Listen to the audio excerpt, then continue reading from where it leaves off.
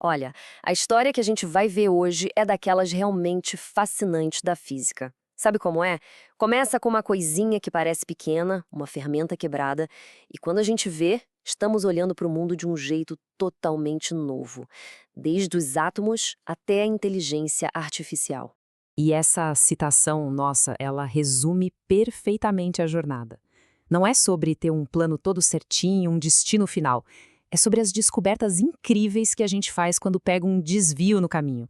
É um belo lembrete de como a ciência, muitas e muitas vezes, funciona de verdade. Então vamos lá. Imagina a cena. Estamos em 1978. Um físico está super focado em resolver um problema, até que ele percebe que uma de suas principais ferramentas matemáticas parece estar, bem, bugada, quebrada. Mas aí vem o pulo do gato. Em vez de simplesmente jogar fora e procurar outra, ele decide investigar, e essa curiosidade mudou tudo. E o mais curioso é que o foco inicial dele não tinha nada, mas absolutamente nada a ver com desordem. O objetivo era estudar partículas elementares. Outra praia. O problema é que essa ferramenta matemática, o tal método das réplicas, começou a cuspir uns resultados muito, mas muito bizarros. A situação era mais ou menos como tentar navegar usando uma bússola que, de vez em quando, do nada, aponta para o sul. Simplesmente não dá para confiar, né? O método das réplicas era essa bússola maluca. Então, antes de continuar a viagem original, era óbvio que ele precisava entender por que raios ela estava falhando tanto. E o resultado que essa bússola deu, bom, foi algo completamente absurdo. Entropia negativa. Para quem entende um pouquinho de física, isso é impossível. Não existe. É como dizer que existe menos que zero bagunça. Era um alarme gigante piscando, um sinal claro de que havia algo muito, mas muito errado no conceito por trás de tudo aquilo. E para consertar a bússola, o primeiro passo era entender o terreno estranho onde ela estava quebrando. E que terreno era esse? O mundo dos sistemas desordenados, o mundo dos chamados vidros de spin. Mas afinal, o que danado é o vidro de spin? Vamos lá, pensa numa liga metálica, tipo ouro com umas pitadinhas de ferro. Cada um desses átomos de ferro age como uma bússola magnética minúscula, um spin. Quando a temperatura cai muito, em vez de todos eles se alinharem bonitinhos, eles simplesmente congelam. Congelam numa configuração totalmente bagunçada, caótica. Exatamente como as moléculas num vidro de janela. Daí o nome. Essa analogia do ônibus é perfeita para a gente visualizar o processo. Com a temperatura alta, os spins têm energia de sobra, se movem à vontade, como se estivessem num ônibus vazio. Mas, conforme o sistema vai esfriando, é como se o ônibus fosse lotando, lotando. Chega uma hora que ninguém se mexe mais direito, todo mundo fica preso onde está. Eles ficam literalmente engarrafados em nível atômico. E no coração de tudo isso está um conceito com o nome genial: frustração. É um termo super-humano para um problema da física, né? Pensa num sistema simples, tudo se ajeita, as forças se equilibram, mas aqui, não. As interações entram em conflito. É um verdadeiro drama. Ana gosta de Beatriz, mas as duas não suportam Carlos. Não tem como organizar os grupos para todo mundo ficar feliz. Alguém sempre vai sair frustrado. E é essa tensão que não deixa o sistema sossegar. Bom, com o problema mais ou menos definido, a busca por uma solução levou a um lugar muito, muito esquisito. Um lugar onde a matemática funcionava, as contas batiam, mas ninguém, nem mesmo o cara que inventou, entendia o porquê. Isso aqui é simplesmente incrível. Imagina só, você submete um artigo científico e o especialista que avalia o seu trabalho diz algo como: olha, não entendi absolutamente nada do que ele está fazendo, mas os resultados batem com as simulações, então pode publicar. Isso mostra o quão radical, o quão fora da caixa era essa nova abordagem. E a sensação era exatamente essa, a de operar uma caixa preta.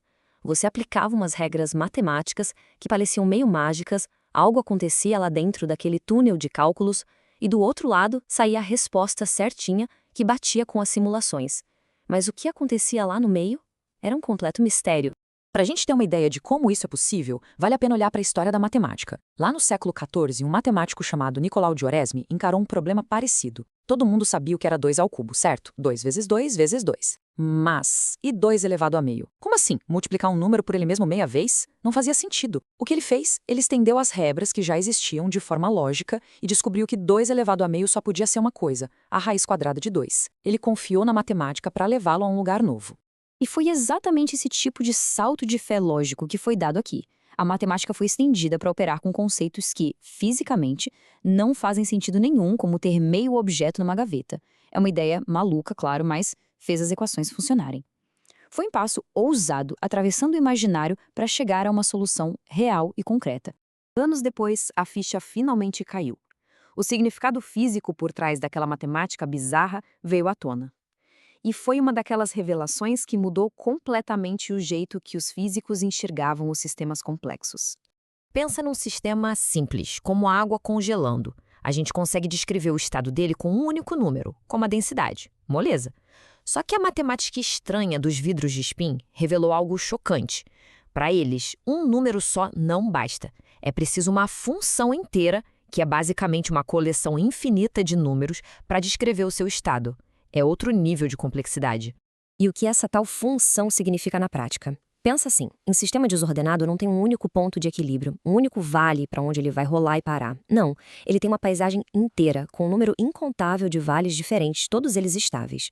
A matemática não estava descrevendo um único ponto, mas sim um mapa de toda essa paisagem de possibilidades. E o vale onde o sistema vai parar depende totalmente da sua história, do caminho que ele percorreu. E, no fim das contas, aquilo que começou como um físico tentando consertar uma ferramenta matemática quebrada por um problema de partículas acabou abrindo uma porta gigantesca para entendermos a complexidade em todo lugar. O impacto foi, uau, imenso. A mesmíssima estrutura matemática que descreve spins frustrados numa liga metálica hoje nos ajuda a entender áreas radicalmente diferentes, como as redes neurais da inteligência artificial aprendem, a dinâmica caótica do mercado financeiro e até a organização de ecossistemas. É a física da complexidade em ação.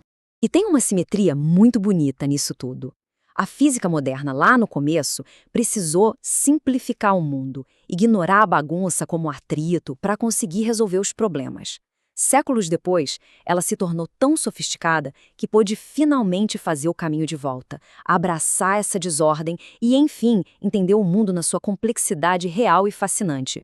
E tudo isso nos deixa com uma pergunta para refletir. Essa jornada nos deu uma nova lente para enxergar o mundo. Então, onde mais? Em quantos outros sistemas complexos, na sociedade, na biologia, talvez até na nossa própria vida, essa física oculta da desordem pode estar operando, bem ali, escondida debaixo da superfície?